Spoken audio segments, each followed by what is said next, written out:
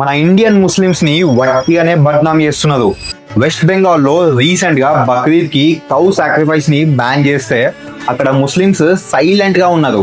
కానీ కొంతమంది హిందువులు రోడ్లెక్కి ఏడుస్తూ ప్రొటెస్ట్ చేస్తున్నారు. గవర్నమెంట్ బ్యాన్ చేయగానే హిందువుల సెంటిమెంట్స్ ని రెస్పెక్ట్ చేస్తూ ముస్లిమ్స్ అందరూ ఆవులు కొండం ఆపేసిండ్రు. కానీ ఎప్పటిలాగే బక్రీద్ కి ఆవులు అమ్ముకొని డబ్బులు సంపాదించుకుందాం అని ఎదురు చూసిన కొంతమంది డీలర్స్ ఇప్పుడు రోడ్ల మీద పడ్డారు. లోన్స్ తీసుకున్నాం, ఇప్పుడు ఈ ఆవులు అమ్ముడు పోకపోతే మేమెట్లా బతకాలి అని వాళ్ళే రోడ్లెక్కి గవర్నమెంట్ ని బూతులు తిడుతున్నారు.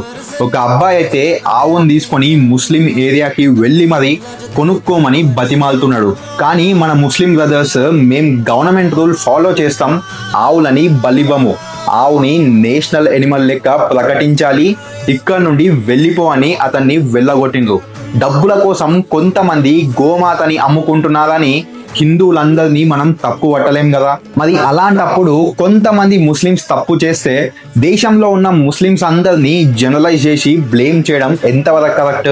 నేను ఒప్పుకుంటా, ముస్లిమ్స్ లో ఎడ్యుకేషన్ తక్కువ ఉండొచ్చు, ఎక్స్ట్రీమిజం ఎక్కువ ఉండొచ్చు. కానీ ఇప్పుడిప్పుడే వాళ్ళు కూడా మంచిగా ఎడ్యుకేట్ అవుతూ ఎక్స్ట్రీమిజం ని ఎలిమినేట్ చేయడానికి ఎఫర్ట్స్ పెడుతున్నారు. వాళ్ళు కూడా మన ఇండియన్సే అని మర్చిపోకండి. జై హింద్, జై భారత్.